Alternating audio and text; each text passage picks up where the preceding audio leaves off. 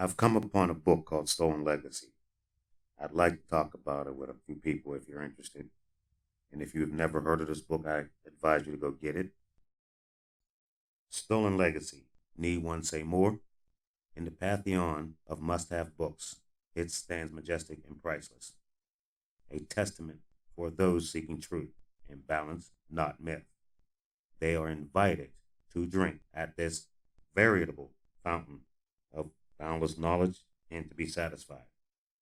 But for those who require the myth of white supremacy and black inferiority to feel good about themselves, they do a profound injustice to their ancient ancestors and to themselves.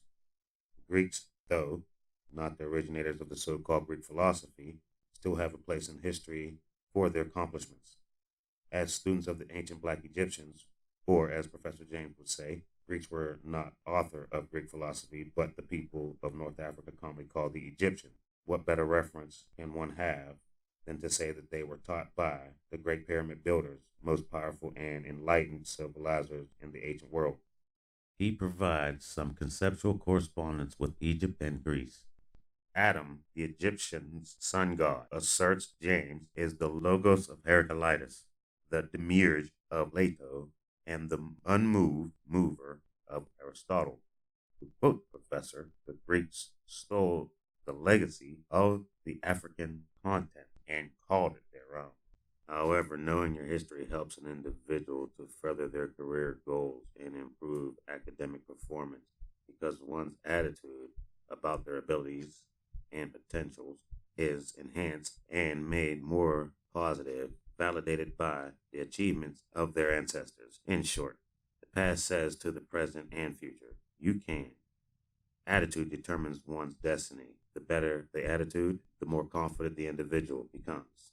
Not surprisingly, and continually of excellence also has a subtle yet powerful effect on the mind and spirit of the individual as well.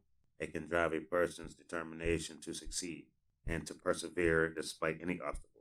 Stone Legacy shows how important it is to know the importance of studying a racial group's contribution to the world's progress. The study of one's ancestral past is not history for history's sake. That is why you can constantly see others put pictures of statues of their ancestors everywhere on walls, around buildings like universities, colleges, museums, and libraries because they serve as a source of inspiration and motivation. Black people need a different image of themselves than the one fostered upon them by others. And that process should begin with knowing who they are, as in, man, know thyself. It is a phrase which Professor James shows begins with the ancient Egyptians, not the Greeks. If history deserves respect, respect must be given, and you, too, must respect yourself enough to study and know it. So rest well, mighty African warrior king. Your life, like your legacy, has a light on the world. How has Greek philosophy influenced religion? Greek philosophy is not literally a source of Christian belief.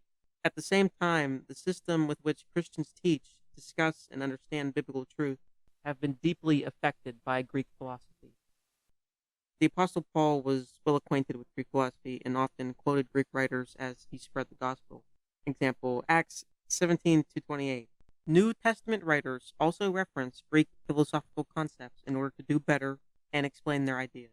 Example, John's use of the word logos in John 1 through 4. So, how has Greek philosophy influenced Christianity? Well, when Western culture thinks of philosophy, what's really in mind is Greek philosophy.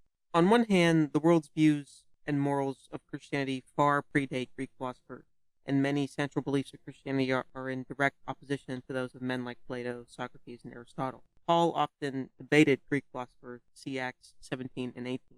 However, it is also true that Christianity was born into a world filled with Greek thinking.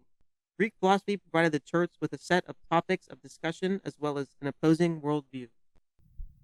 Our attempt to establish better race relations with the world by retrieving fundamental truths and contribution of African American civilization, consequently, what we've been led to believe has given our appropriate appraisal of each other and others a real unequal base.